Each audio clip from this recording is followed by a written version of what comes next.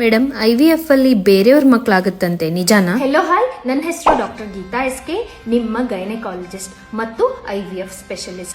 IVF ಅಲ್ಲಿ ಬೇರೆಯವ್ರ ಮಕ್ಕಳನ್ನ ನಮಗೆ ಮಾಡಿಕೊಡ್ತಾರೆ ಅನ್ನೋದು ದೊಡ್ಡ ತಪ್ಪು ಕಲ್ಪನೆ. ಯಾವಾಗಲೂ ಡಾಕ್ಟರ್ಸ್ IVF ಮಾಡ್ತಿರ್ಬೇಕಾದ್ರೆ ಹಸ್ಬೆಂಡೇ ವೀರ್ಯಾಣು ತಗೋತಾರೆ, ವೈಫ್ದೇ ಅಂಡಾಣು ತಗೊಂಡು ಲ್ಯಾಬ್ ಅಲ್ಲಿ ಮಗುವನ್ನ ಮಾಡ್ತಾರೆ. ಹೀಗೆ ಕೆಲವೊಬ್ಬರಲ್ಲಿ ಅಂಡಾಣು ಮತ್ತು ವೀರ್ಯಾಣು ಇರೋದಿಲ್ಲ, ಅಂಥವ್ರಿಗೆ ಡೋನರ್ ಪ್ರೋಗ್ರಾಮ್ ಅನ್ನೋದನ್ನ ನಾವು ಅಡ್ವೈಸ್ ಮಾಡ್ತೀವಿ. ಇದು ಏನು?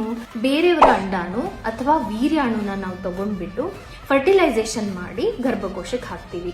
ಬಟ್ ಇದು ಕಂಪ್ಲೀಟ್ಲಿ ಲೀಗಲ್, ಮತ್ತೆ ಪೇಷಂಟ್ಗೆ ಇನ್ಫಾರ್ಮ್ ಮಾಡಿನೇ ಅವರಿಂದ ಕನ್ಸೆಂಟ್ ತಗೊಂಡು ಆದ್ಮೇಲೆನೆ ಇದನ್ನ ನಾವು ಮಾಡ್ತೀವಿ. It is very highly regulated concept. Donor programme ಕೆಲವೊಂದು ಹಾಸ್ಪಿಟಲ್ಸ್ ಅಲ್ಲಿ ಮಾತ್ರ ಅವೈಲೇಬಲ್ ಇದೆ. I hope this help you.